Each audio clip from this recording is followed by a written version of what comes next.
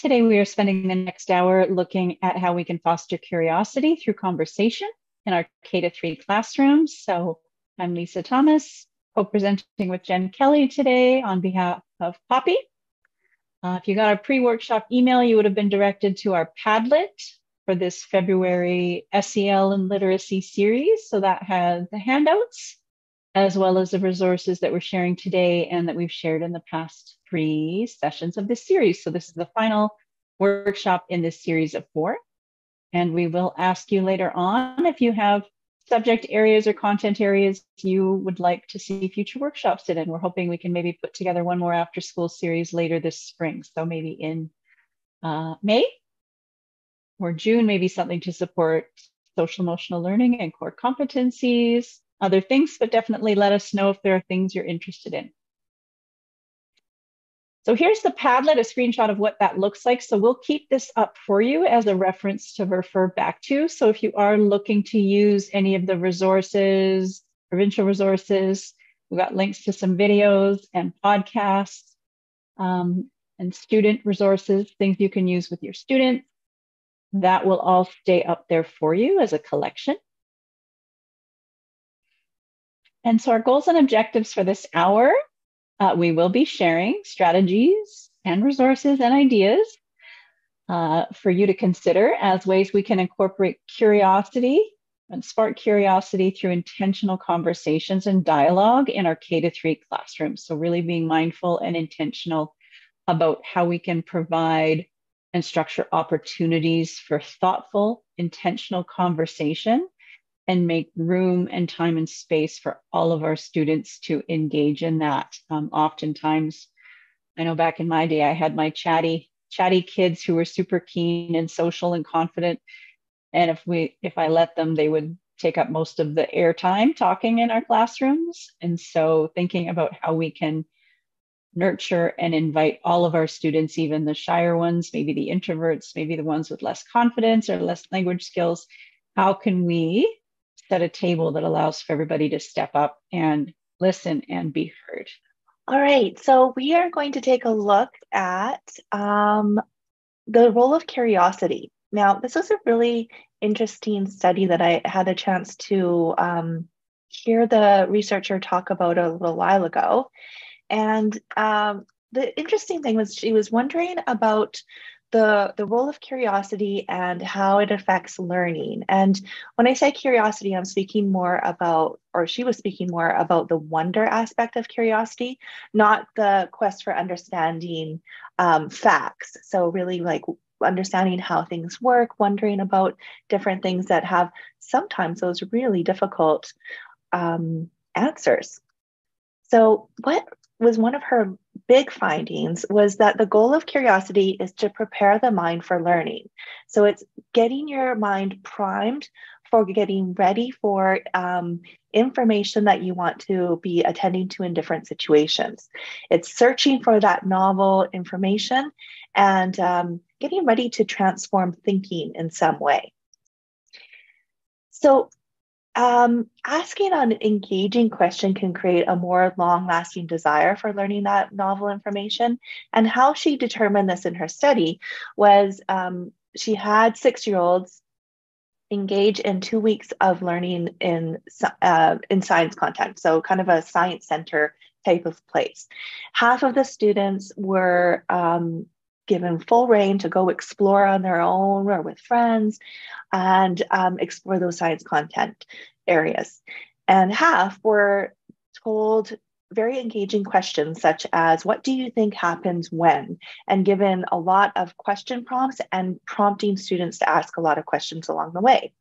And the interesting thing is that they found after 2 weeks that the students who were given the questioning prompts were had a lot more perseverance with their learning. So they would stick at learning and trying things out for longer periods of time than the control group.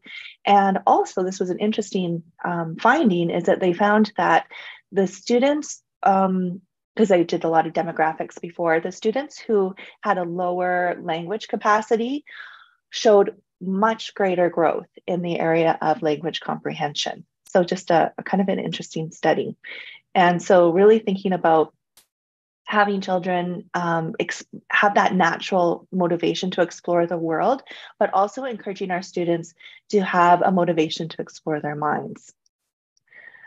So the researcher has said, this is Elizabeth Bonowitz is the researcher that I'm speaking about, and she mentioned that curiosity is innate in all humans, a sensation much like hunger or thirst, which is quite interesting. So she said, curiosity acts as a kind of filter that you put over the world to help the mind decide what information to attend to. It's a physiological response that helps drive action and decision making to support learning. So just really fascinating when we consider going all the way back to like the providing our students opportunities to develop that metacognition, that want for that thinking about thinking through building executive functioning alongside, with the idea that it's all sitting on the sea of oral talk and exploration and question asking. So that's kind of what we wanted to base our workshop today on, is really that aspect of curiosity, but also the active curiosity to grow and learn together. So fostering curiosity through conversation. And what we wanted to start with here is creating a dialogic classroom. Now, a dialogic classroom is really just a classroom that is set up to intentionally have our students dialogue with each other. And dialogue is a little bit different from just have a conversation. Dialogue is little bit more formal, and it's suggesting that there is a speaker and an active listener that are building ideas off of each other. So there's some back and forth there with the intent of learning and creating knowledge or having knowledge mobilization. So what we want to have our students do is notice, name, and nurture how they can think together, how conversation means building on each other's ideas, which is a tough concept for our youngest students. It's a tough concept for a lot of our adults, really. So we're setting up these intentional opportunities for our students to have these lifelong skills of dialoguing with others as a way to create that causal link between the act of listening and transforming thinking and understanding, which is huge. It's not listening to wait to speak. It's not trying to one-up each other through storytelling, but it's really participating in discussions that is motivating and empowering for our students. And as Charles Darwin said, in the long history of humankind and animal kind too, those who learn to collaborate and improvise most effectively have prevailed. So going way back to our really primal ideas of survival and how do we grow as a species. One thing I'll add in here, Jen, if I can interject Please. for a second, and this was reminding me a little bit just talking about students' curiosity and that natural innate sense of wondering, and how that researcher talked about it being like hunger or thirst, that it really is a primary or primal urge and need in us. And it reminded me of research I've heard over the years, numbers thrown around about how many questions kids ask in a day and how that lessens over the years. And by the time they get to high school, it's less and less. And what is the role that education plays in that society does? And as teachers, can we channel and harness and use that curiosity and those questions to help tap into that dialogic classroom, thoughtful conversations, that curious scientific mindset of experimentation and exploration, and use it? I know the years I taught 2, 3 and all those questions, you just sometimes feel like the questions are never going to end. It's like a torrential onslaught of questions all day. And so as a teacher, it demands a lot from us. And yet thinking about, so the research I just saw, I double checked it. So average number 4 to 6-year-olds can ask on average 400 questions a day. So if you think of Wow. 25 5-year-olds in your class, they're each asking that many questions. That's a lot for us, right? But what it shows is the mindset. They're still learning so much. They're absorbing like sponges. They've got that unquenchable thirst. And then some of the research on by the time most kids are 10 years old, They're asking about 73 questions a day. So those are Wow. just averages. That's some from the States, some from UK. But it's interesting to think about what's the reason for that drop. And I think probably most of us would think it's not because they figured everything out by 10, but maybe that they haven't been supported in ways to engage in intentional conversation where their questions are taken seriously and they have the opportunity to follow and nurture their curiosity and thoughtful discussions and find out answers to things that they care about. So thinking about that as the lens for how we approach fostering that curiosity to really enhance their thinking, listening, communicating, and collaborating skills to spark their own learning in whatever they're excited about. So thank you for letting me interject there. Oh, please interject as much as you want. And thank you for bringing that research. That's fascinating. Absolutely. So that we're talking again, like more about the importance of the dialogic classroom, even building on what Lisa just shared with us. So not only are we giving our students voice and honoring their voice and giving them skills to listen and learn from others, but we're allowing them to see different perspectives, think critically, the language comprehension that we just talked about in the previous study, using that expressive language and critical thinking. So those are all really important things, but even areas of learning, but even from a non-academic standpoint, it is associated with positive social behaviors and sensitivity to others, but also with higher self-esteem and lower anxiety. So many different things that we can provide that investment in our students' future by setting up intentional ways to dialogue with others about things that are important to us. So we're going to talk about what those ways can look like in a moment here. But first, when we think about supporting a classroom of talkers and listeners, our students need a huge amount of safety and ability to take some risks, to put their voice out there. As Lisa mentioned at the beginning of our workshop today, we have those students in our classrooms that do a fair amount of talking and are very used to being talkers. And we have our students that are very used to being listeners.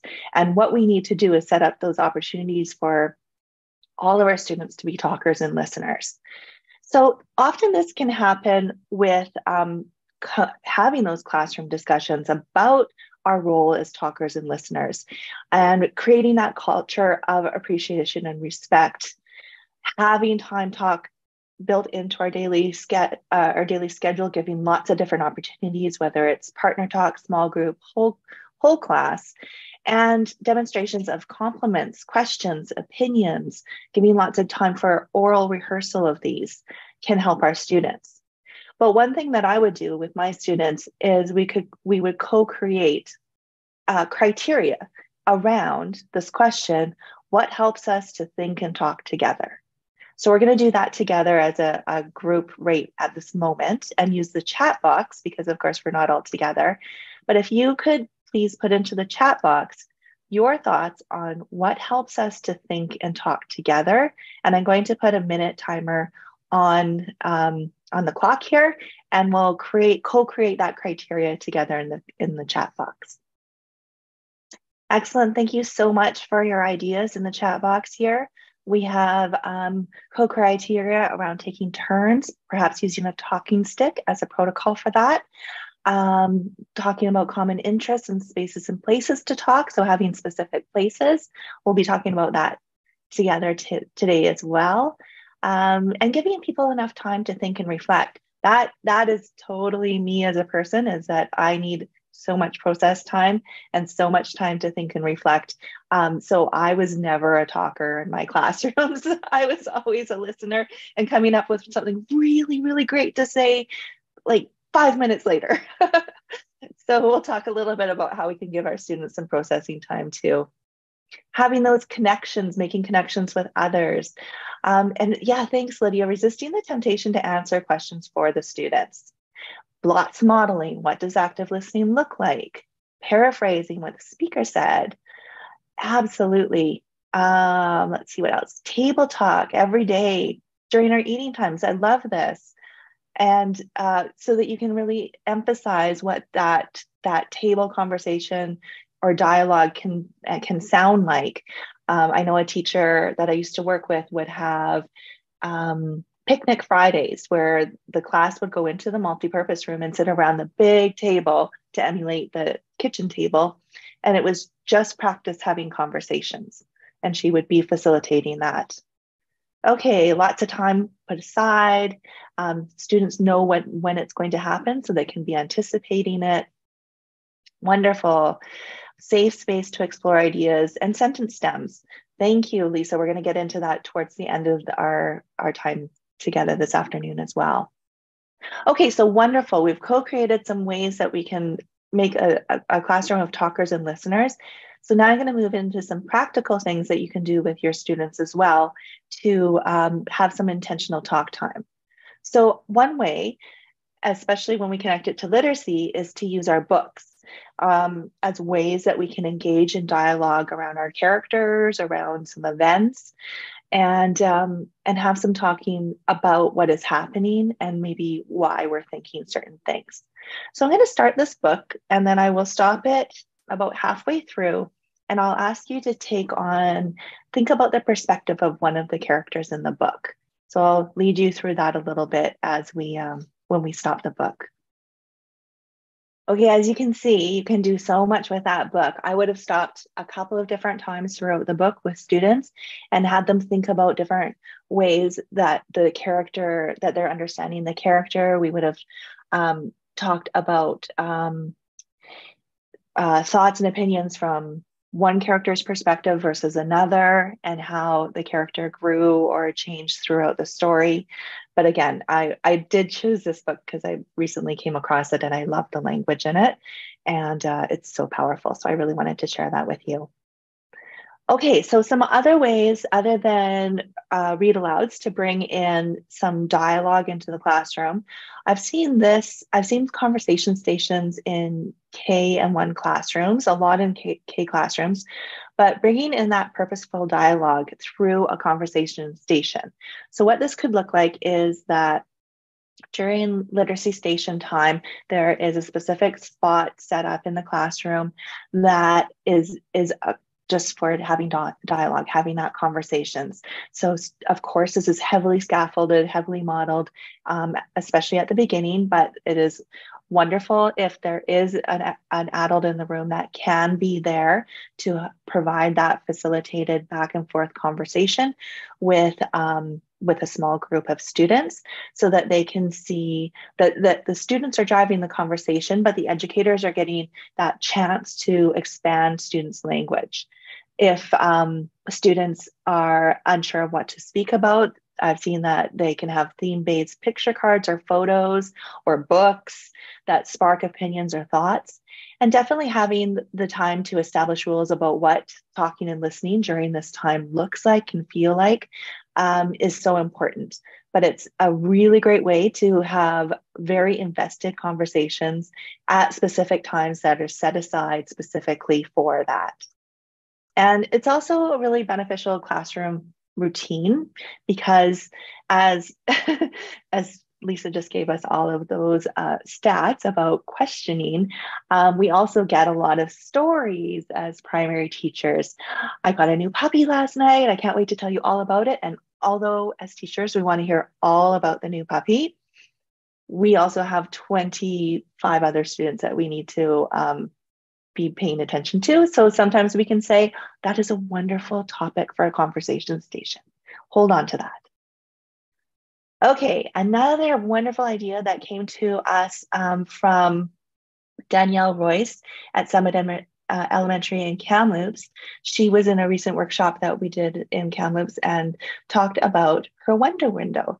So I reached out to her and she said that we could share her idea with the rest of our POPEY community here.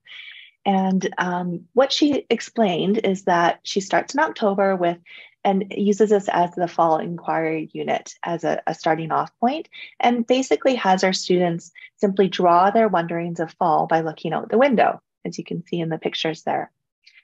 So they're wondering, they're taught that this is a specific place where they're wondering.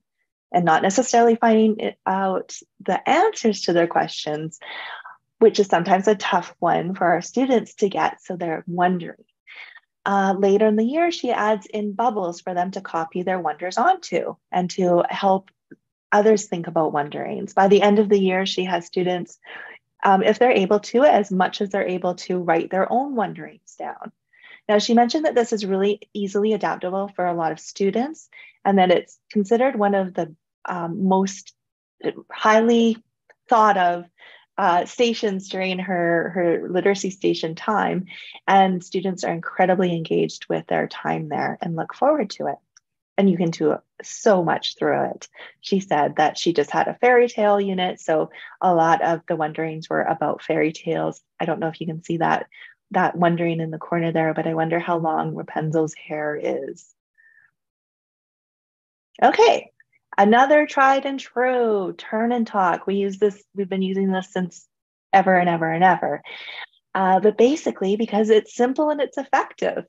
So we can have our students get prepared for whole class discussions or small group discussions by having a quick turn and talk. Turn and talk to your elbow partner.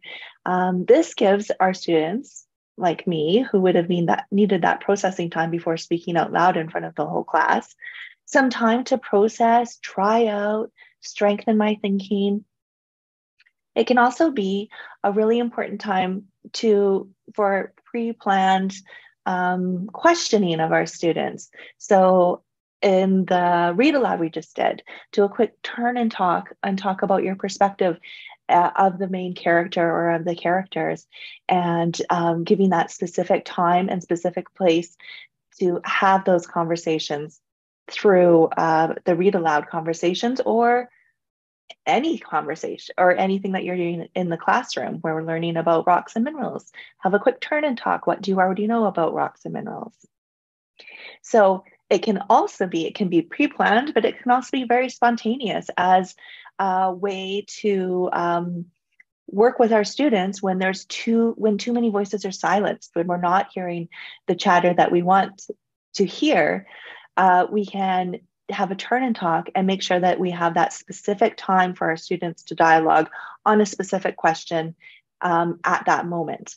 What we're doing is giving a lot of time to our students to dialogue, because one-on-one, they have to either be a listener or a talker. So giving them that time. It can also be used when there's too many voices clamoring to be heard at once, so that we give our students, we're honoring your voice. We're just not ready to have everyone talk all at once yet. So, as I mentioned, it requires all of our students to get their thinking out, and they have an immediate responsibility to their partner. So they're either a talker or a listener. That's their responsibility. Tried and true, simple and effective. Okay, a really wonderful way that we can encourage a dialogic classroom with our students as well is teaching them how to have a hands down conversation. So I read a wonderful book called Hands Down, Speak Out. It's referenced there at the bottom by Windekine and Thompson.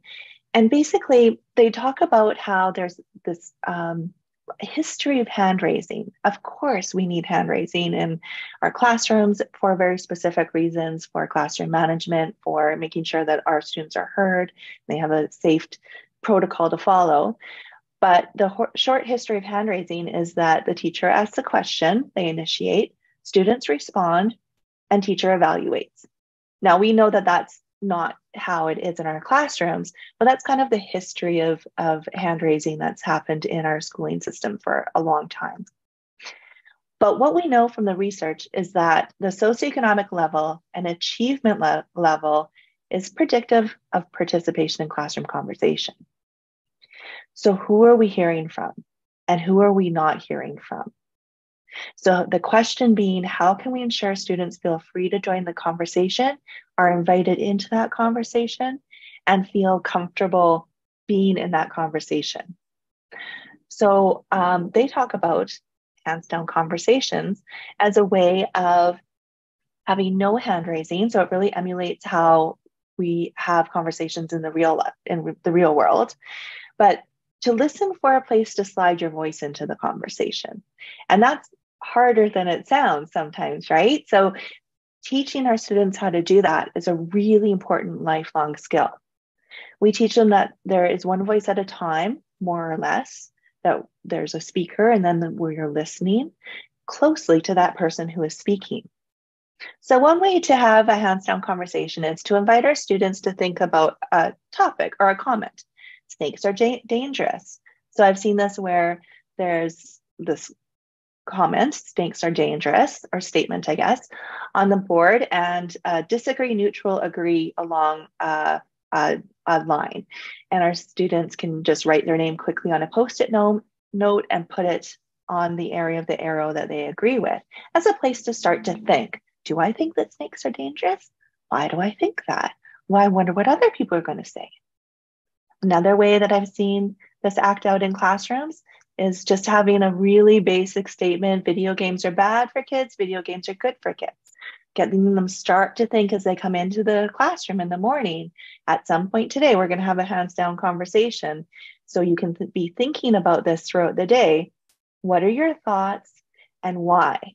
So really empowering our students to think about their evidence, their opinions, starting to form those arguments in their head, but also getting them excited and curious about what their classmates think. Okay, so with a hands down conversation, generally what happens, according to the authors of the book, is that the teachers would take a position to the side of the students or as part of the circle, but really trying to back up and facilitate when they need to, or guide the conversation when they need to, but try not to lead the conversation. So of course, this is heavily scaffolded at the beginning of the time that we're working on hands down conversations. And then slowly, we give our students more independence with this process. So some of the guiding that can happen with a hands down conversation is perhaps we make space for social conversation by saying, if you notice Sadie is trying to get her voice in, can someone invite her in by asking her what she thinks? So if Sadie is feeling a little unsure about speaking up or not sure how to insert her voice into the conversation, then we can practice that real life skill of inviting students into the conversation by asking them what they think. We can also, as teachers, listen with intention and curiosity through conversation mapping. So what the authors of the book suggest is that when our students are ready for us to not be guiding the conversation as much as we have been, we can kind of step back and do a quick map of the circle of the students' names, kind of like what you see in the diagram to the side of the slide here, and just make little mental notes or arrows of who's speaking to whom and who's responding.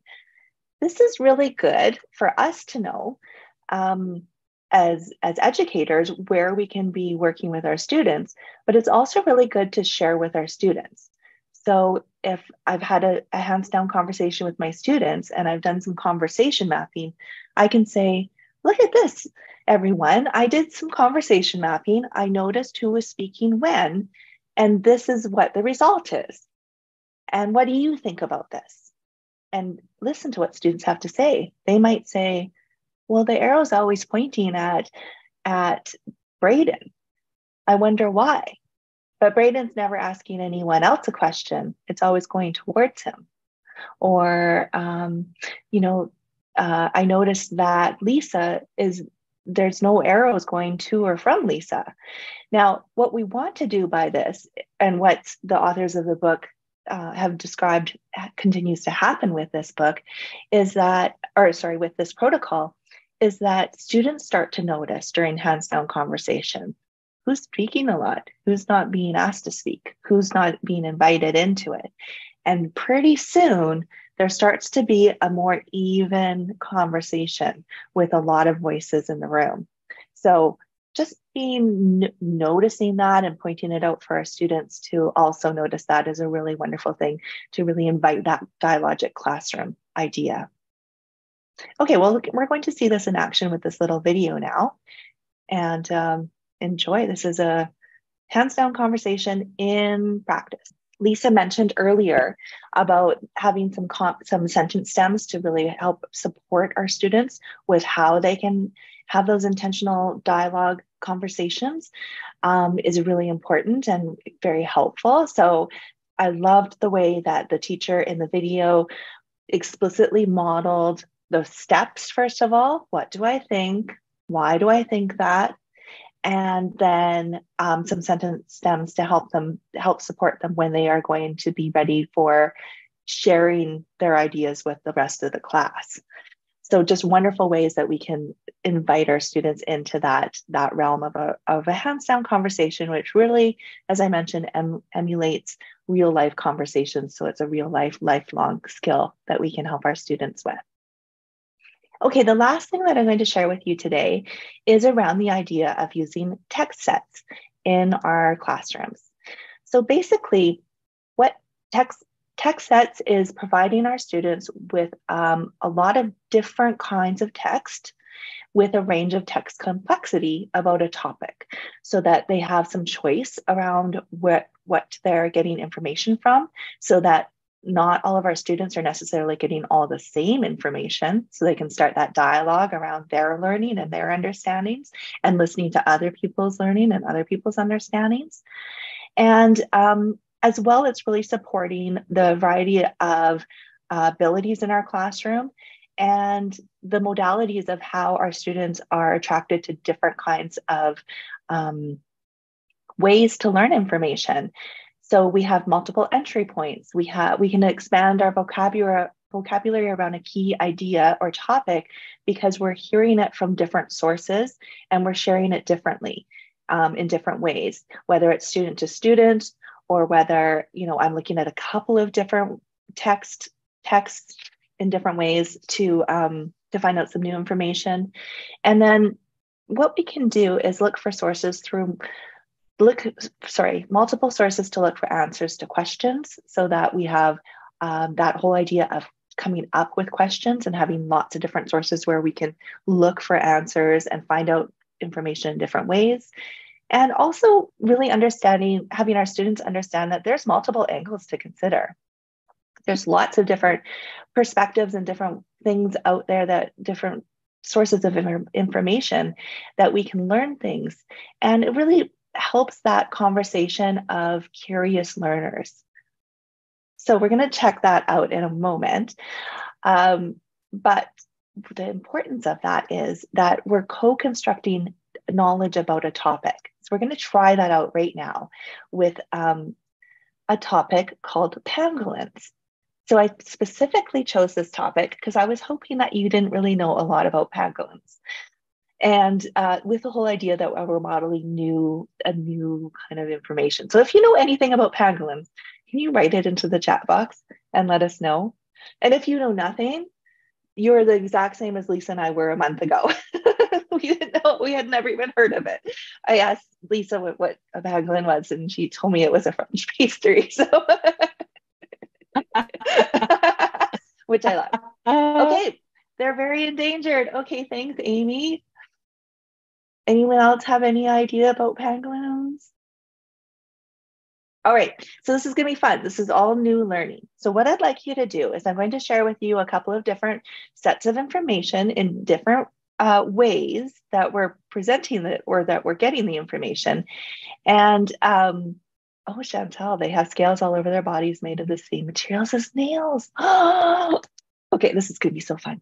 So as soon as you find out anything new about pangolins that you didn't know before, I want you to write it into the chat box, and we'll get this long list of new information about pangolins.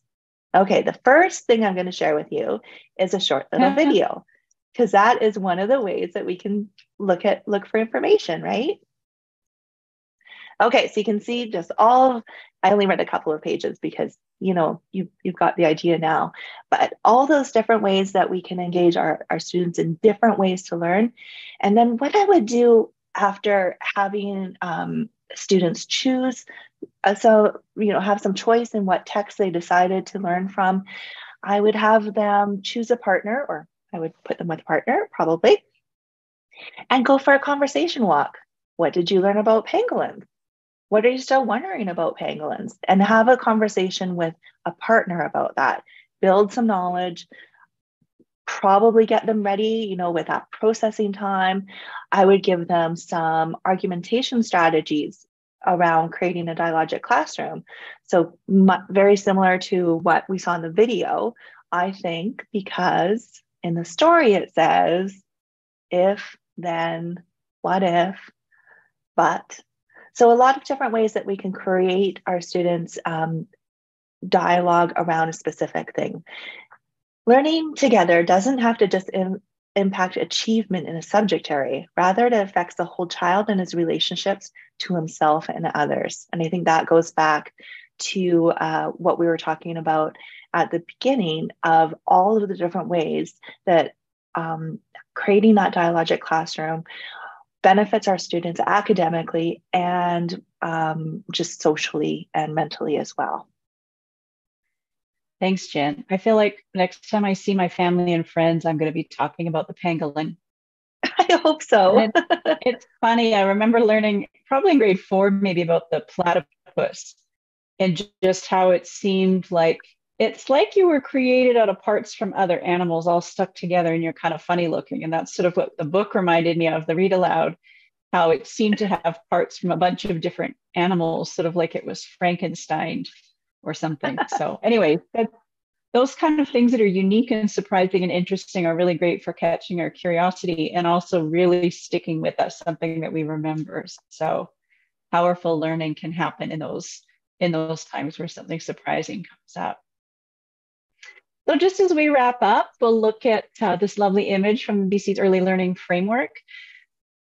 But there is research on early learning and kids' well-being. Curiosity strongly linked to emergent literacy skills and mental flexibility. So thinking about equipping our students, not just with reading and writing skills, but the importance of conversation and thinking and collaboration, and maybe a newer focus and emphasis on being active, engaged, supportive, respectful listeners as much as we are talkers, and ways to find that balance between all of our students so everyone feels safe to make their voice heard and share what they're interested in, share what they know, as well as their questions, and to look out for each other as a community, not just of learners, but of listeners and talkers and learners together. So here's what we've guided you through in the last hour, looking at some of the research, how we can create a dialogic classroom, and then using read alouds, conversation stations, a wonder window, turn and talk, hands down conversations, and text sets to support and encourage and strengthen those thoughtful conversations and curiosity.